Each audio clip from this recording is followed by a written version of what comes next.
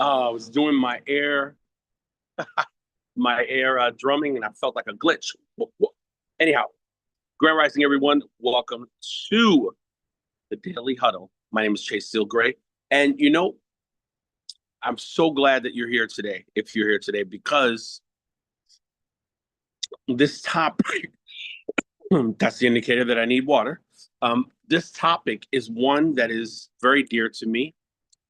Today is a day where, in this presentation, I have no notes, I have no statistics, I have nothing to say to you outside of my personal experience because I want to know about your experience, but I also want to kind of anchor some thoughts and some sentiments that I feel are very, very important and positive and kind of heartwarming too.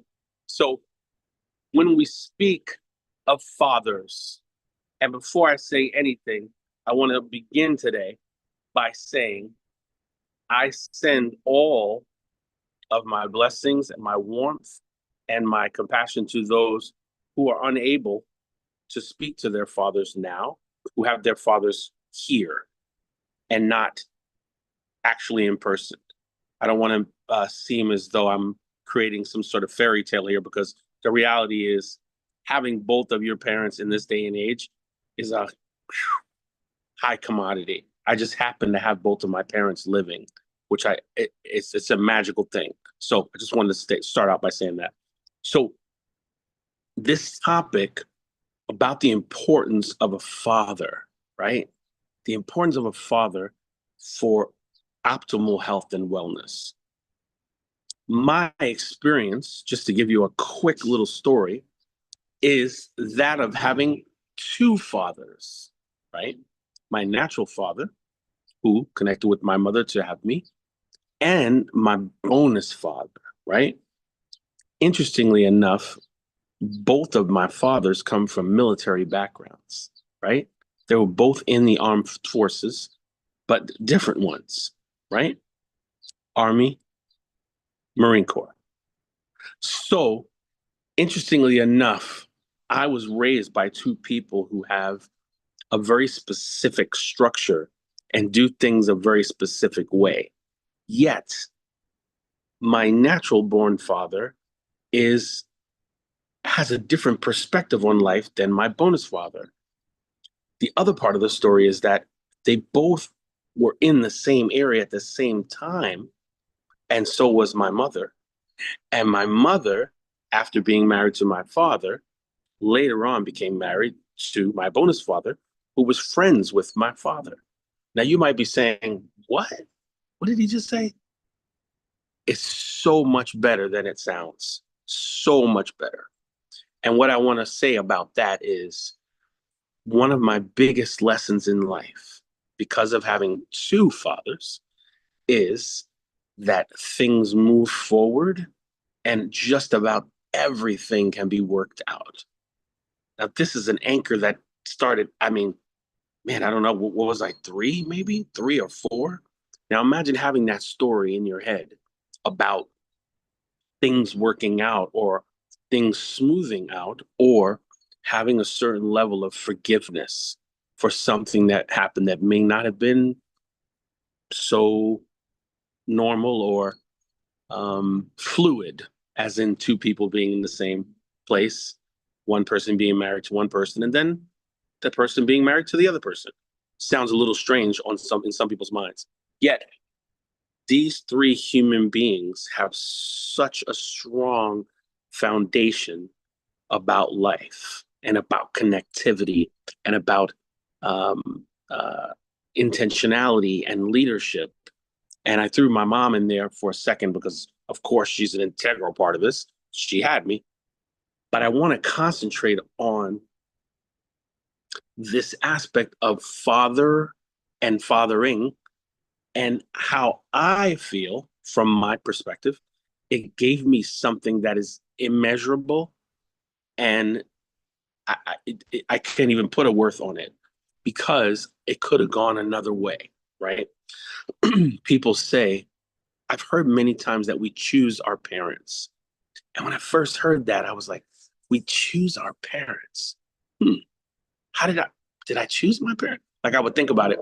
And now that I've lived the full life and it's getting even better and better, I think to myself, this is the life that I wanted. This is the life I chose. I am choosing my life right now, right? So I think back to when I was a young man, both of my fathers, now that I think about it, always had a very, very specific way of preparing themselves before going out into the world, whether it was shine shoes or a pressed shirt or a nice watch or whatever the case may be. And I think about when I was younger and I was not, how should I say this? I wasn't thinking about it. I was just watching it. I was watching it happen in front of me. It's said that when you grow up or when you mature, you remember what your parents did more than you remember what they said, like how they actually showed up in the world. What did they do? How did they raise you actually? Do you know about cooking? Do you know about cleaning?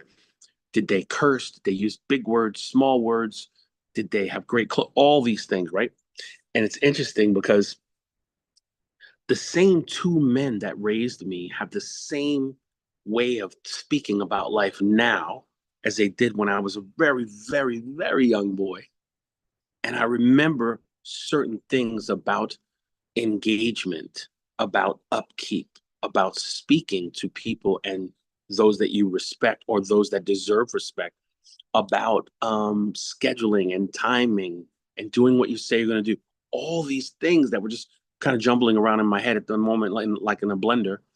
But somehow, some way, there was a cohesiveness, a consistency over and over and over. Then, for a really pretty good chunk of my adult life, I was in a relationship where I became a father, not because I gave the woman I was with gave birth to the child, but I was kind of just grandfathered into a situation where there was a young boy. And in that small amount of time, I became the father to this young boy. And I looked at all my training and I said, wow, this is the time to do this and this and this and this. Let me take this out and let me put this in. But without the tools from the beginning, how could I have ever showed up for this young man in a way that benefited him? How would I have known anything if I did not have these two exceptional men to guide the process? Here's the tricky part. You don't know when you're going to use the tools, right? But when it comes up, it comes up. And there you go. You're on. Hey, the lights are on the stage. It's like you, as an actor, okay, start your monologue or start your lines or whatever the case may be.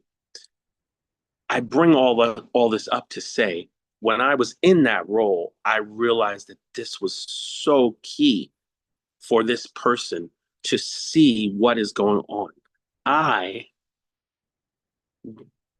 went from learning to being the teacher without any warning. It just happened. And I was like, okay, the roles are switched. What would you say when this happens? What are you going to do when this happens? Oh, he said that. What will you say that would allow him to process it without coming down on him too hard? All these things were going on in my head, going on in my head.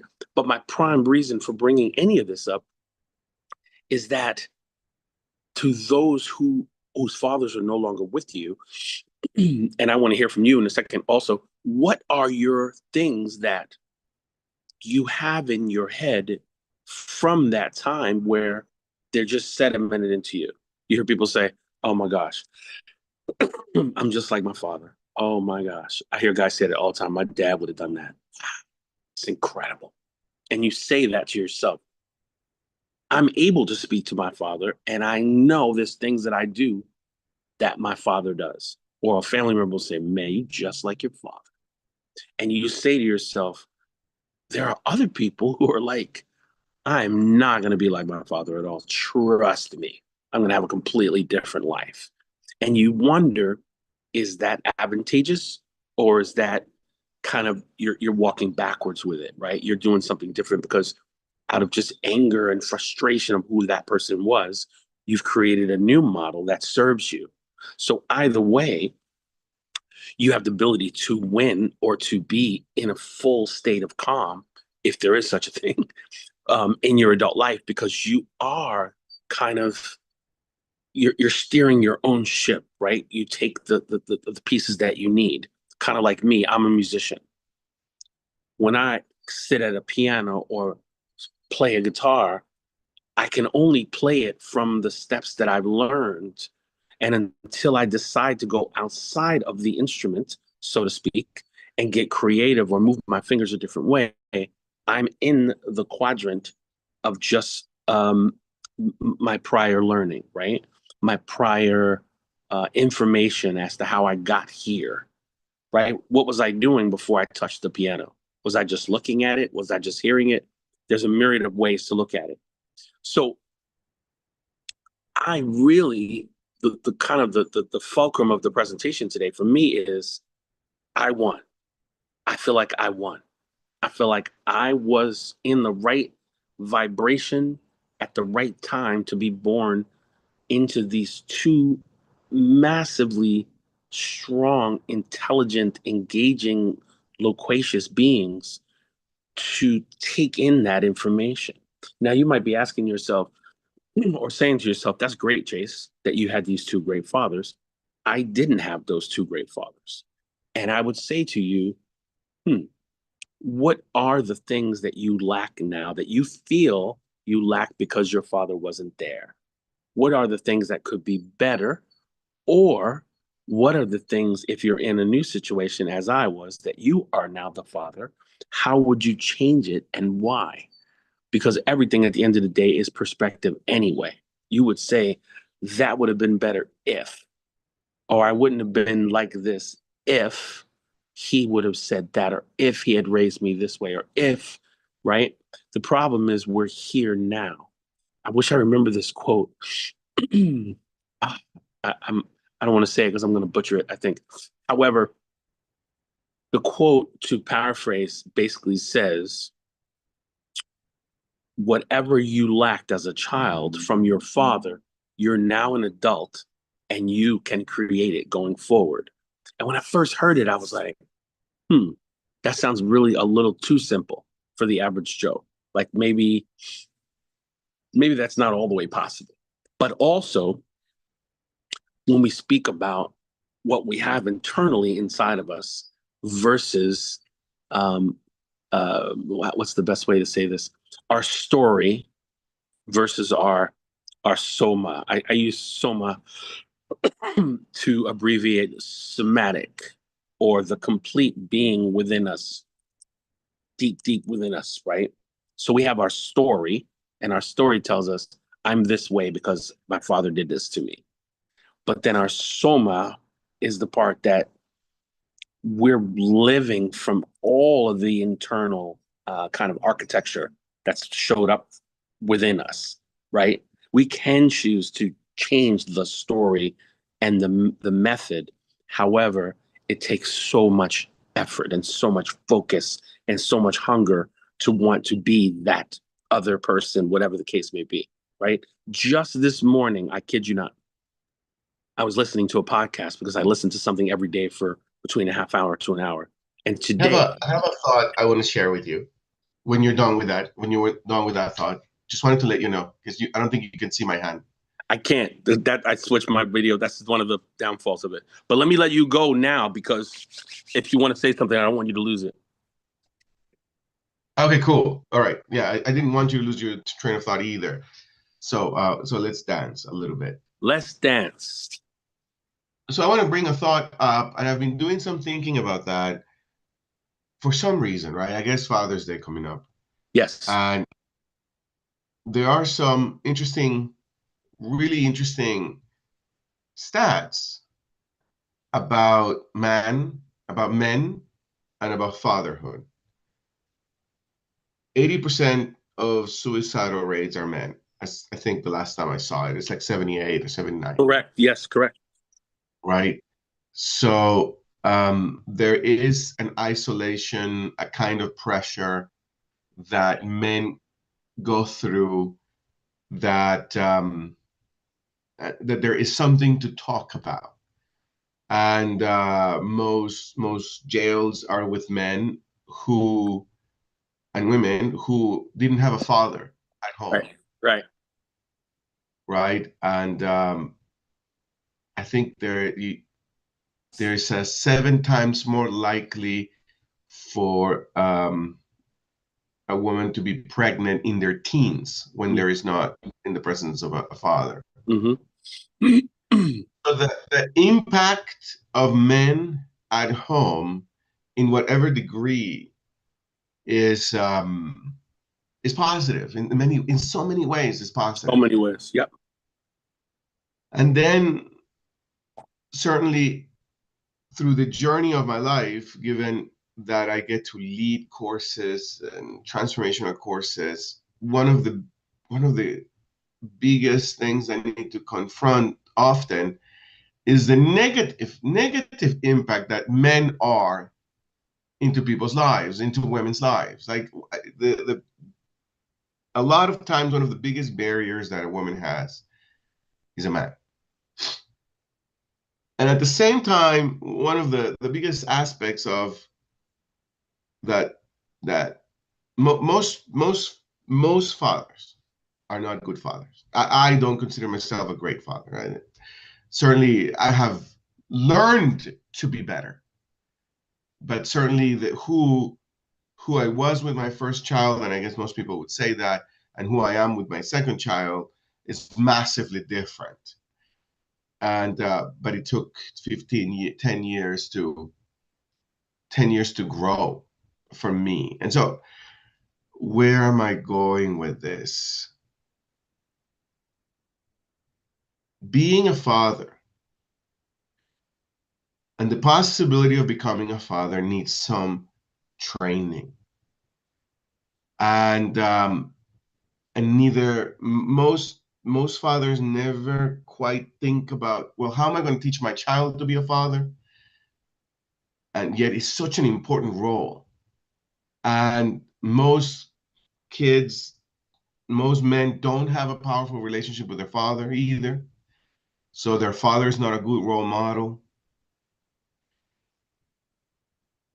So I think that as a society, and this is not just in the United States, but certainly across Latin America, as a society, this whole aspect of fatherhood is quite ignored and massively judged.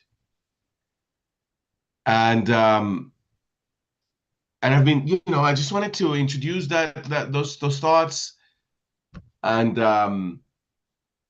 see what were you hearing? What are your thoughts on this?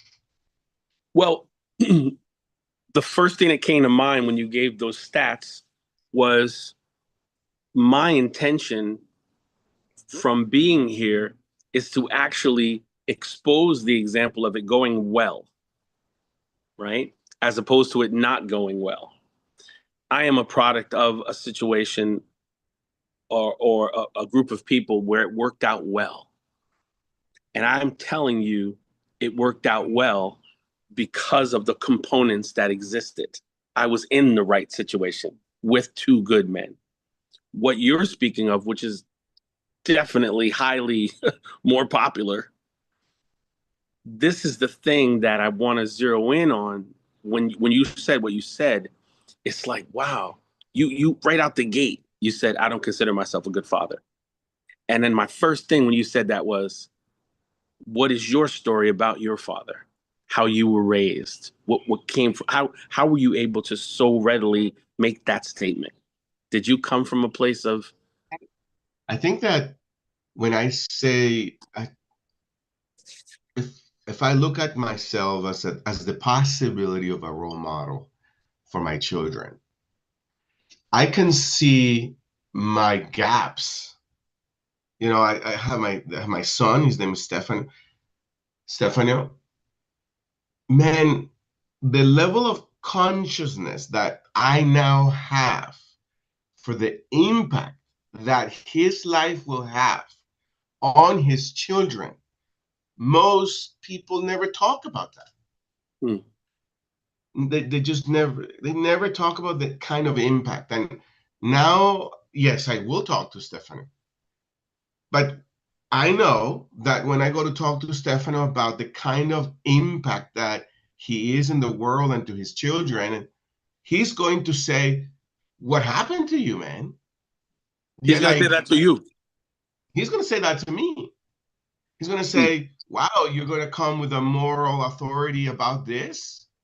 And I'm going to have to say, "Dude, you're right, man. I'm so sorry, man. I just didn't know. I just didn't know." And it's taken me 50 years to discover this huge blind spot that men have about being men. And so I have to say, man, I have to do like, let me share it this way. I have to like really be responsible for the man who I was not. For sure.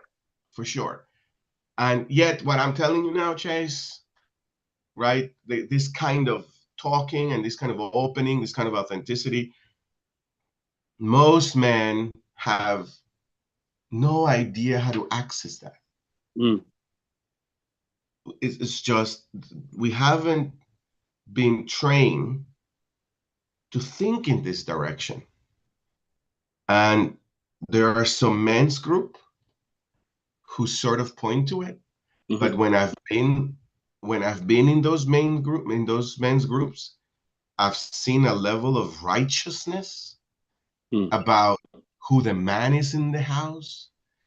And I could see for myself, Jesus Christ, you're creating a chaos when you go home, when you tell a woman and a children, I am the man and I am the king.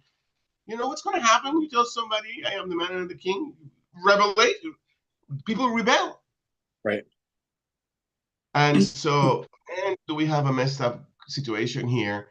Or I want to voice it that way. I mean, it's all interpretation, you know. Right. I know Dr. Gando is here. I'd love to hear her thoughts, but I just want you to know that Rashida also raised her hand. There's a lot of stuff going on. This is one of those topics. I was going to ask you another question, but I'm going to save it for right now because I'm going to go to Dr. Monica Oganda right now. Are you there?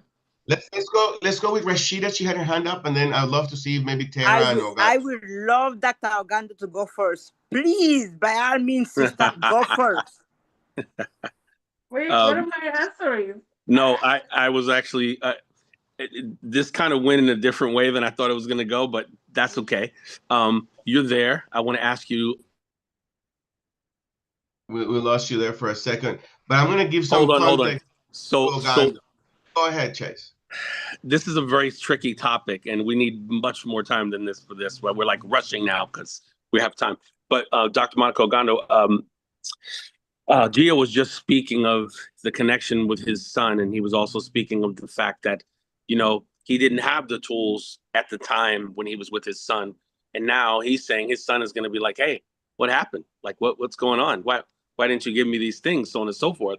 For you personally, to pass it over to you, you spoke of your father very highly. You speak of your father very highly, and I want to ask you, what is it about what your father provided you in any way, shape, or form that gave you the benchmark or the bar as to how a man is treating you, or as a father, because you saw that as well. What did he give you from that? I think the biggest gift my father gave me was allowing me to witness his own self-awareness. Like he called himself on stuff. He admitted that he didn't know certain things, or that he jacked up certain things, or that he missed the mark on certain things. Especially as he got older. You know, my dad died when he was 90, and from the time that he was about 85 or so, you could tell that he was grappling with his mortality, and he was grappling with, like, what did I do here? What did I leave here? What kind of people are my children? And, you know, how is the world different because I was in it or whatever? And that kind of self-reflection, to Gio's point, tends to be rare in men. So I know that it was a gift, right? And then I could tell that my dad wanted my sister and myself to have a different experience of men than what my mom had, even with him. Interesting. He was a very different husband than he was a father. Very interesting. If he had been as a husband the way he was as a father, I think my mom would miss him more. Mm. You know, the way we miss him. Right. And I was able to see the dichotomy. In fact, I remember in one of those long drives that we did from Georgia to Florida, I asked him, I was like, you know, why do you're so good about empowering me and Kat, my sister, about going for our dreams, about being the best that we can be, and da da da da.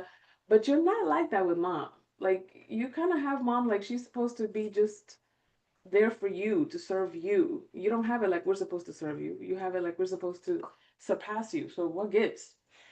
And my dad I was both impressed and um mortified about how self-conscious he was about how self-aware he was, because he said, you know, I see you guys as a mirror of me, as a reflection of me, but your mother isn't a reflection of me. She's, yeah, here to serve me in a way. Like that's the wife's role. And I could tell that even coming the words coming out of his mouth, he was like, I can't believe I'm about to say this to my own child. But it was like he admitted it, and I was like, wow, bro, you got a lot of balls to say that out loud to me. And so yeah, I think that was the biggest gift, that he was able to just like admit his own paradoxes and oxymorons and missed opportunities and things like that. So powerful. So powerful. I have something to say about that, but I want Rashida to come on in. Rashida, come on in for a second.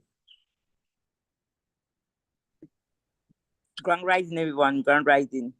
Chase, thank you so much for the nugget that you put into the call. Gio, thank you so much for being so transparent. Thank you so much, Dr. Orlando. And when you started the topic, Chase, my dear brother, I didn't know where you was going with it. I didn't know where you was taking us. But I went somewhere that I don't know what to. I got lost in the rabbit hole. And why I got lost in the rabbit hole as a single mother and with a 27-year-old Air Force recipient, I got to go out and man a lot of stuff. And I like what I was saying, I didn't sign up for this one. But I am so grateful to you, my dear brother, to Gio, to Dr. Orlando for this wake up. As a matter of fact, I got slapped, and I don't know if it's on my left cheek or my right cheek, but I am full of gratitude this morning.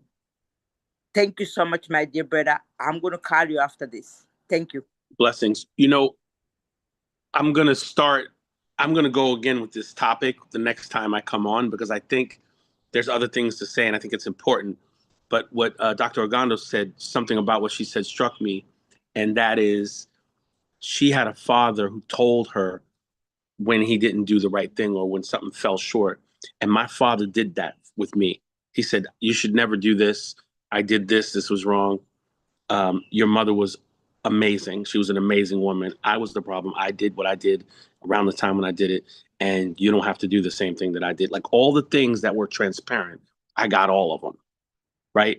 If you take nothing from this particular episode, it's the truth of the grown man from his heart in the context with the things that were not done good and the things that were done good, because we're going to decide anyway what we feel is good or bad as a child with our parent, or if you're a new parent, you know, you're going to know right in your heart what you feel is not right in any given moment.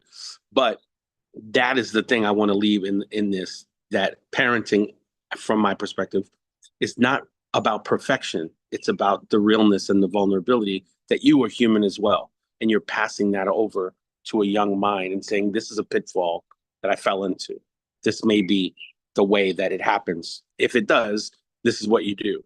And when Gio was speaking, all I was thinking about, Gio, in the last part of what you're saying is, what would your son say if you said to him, or someone said to you, to him, hey, your dad is Gio? Oh yeah, I know Gio. What do you think about your dad? Like, what does he mean to you? What is his specific vibe? I wonder how he would Yes, just to let you know, Dr. Ogando has her hand up too. That's what I mean. We got to talk about this again because we opened up the fires on this one. Well, I want to just underscore what you're saying, Chase, because I think sometimes the men in our society fall for the okey doke that society says you're here for your utility, Right. you're here for your performance. And in as much as you perform well or do things, then you're a good father. Or if you're a provider, you're a good father. If you're a protector, you're a good father. But it kind of, patriarchy doesn't just strip humanity from women, it strips humanity from men as well. Correct. And so the thing that my dad was grappling with is, do you still respect me? Do you still love me, even though I can't do anything for you, even though I'm old or I'm disabled or I'm dying or I'm blah blah blah. And all we ever wanted, I'm about to get emotional. Yeah. All we ever wanted from our dad was his humanity, was for him to let us in, his emotional intelligence, his vulnerability, for him to fail publicly so that Right. we can learn how to fail with dignity, because he showed us how to do that. And I think, Gio, you saying I'm not a good father and here's why is not necessarily because of what you did or didn't do. I think that the beauty of being a father is being able to be human in front of your children. So true. So true. And that, what you just said, that's what I grew up with. Two men that were very human in front of me, no matter it was good, bad. They didn't hide stuff. They would told me all the stuff. I saw some stuff. I tell people I saw this and they're like, what? I'm like, yeah, I saw it right in front of me. And because of that, I never, ever involved myself with that. Like, oh, awesome.